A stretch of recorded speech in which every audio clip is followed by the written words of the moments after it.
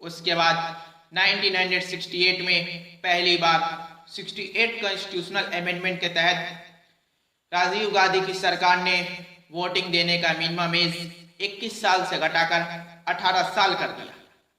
उसके बाद फिर धीरे धीरे से वक्त कटा, टेक्नोलॉजी का जमाना आ गया, तो इलेक्शन कमीशन ने टेक्नोलॉजी को अपने इलेक्शन में इस्तेमाल करने का सोचा और पहली बार 1982 में केरला के पोरबंदर विलेज में ईवीएम यानी इलेक्ट्रॉनिक वोटिंग मशीन का इस्तेमाल किया और इलेक्ट्रॉनिक वोटिंग मशीन से वोट कराई।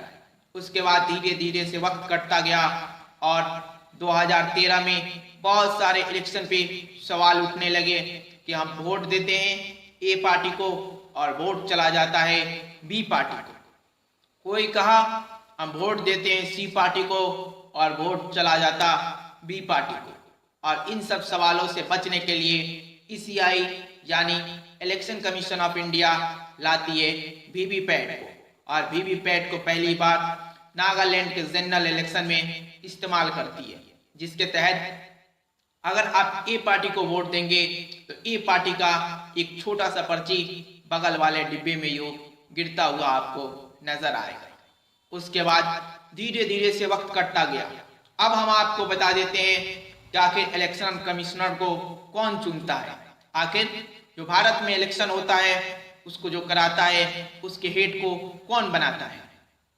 तो उसके हेड को बनाने के लिए पहले के प्रक्रियाओं में राष्ट्रपति को महज 3 लोग नामों को यूं रिकमेंड करते थे, प्राइम मिनिस्टर, सुप्रीम कोर्ट का चीफ जस्टिस और लीडर ऑफ अपोजिशन।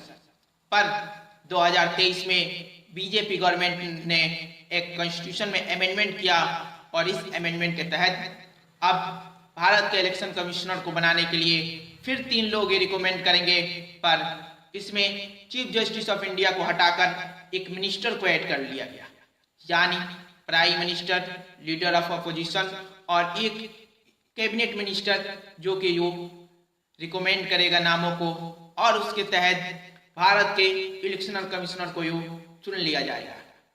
और जो इलेक्शन कमिश्नर को इंडिया में चुना जाएगा उनका मैक्सिमम टेन्योर 6 ईयर तक होगा और उनका रिटायरमेंट का एज 65 यानी 65 साल होगा। सब्सक्राइब करें क्योंकि अगले वीडियो में अगली जानकारी होगी और ऐसे ही जानकारी हम आपको बताते रहेंगे।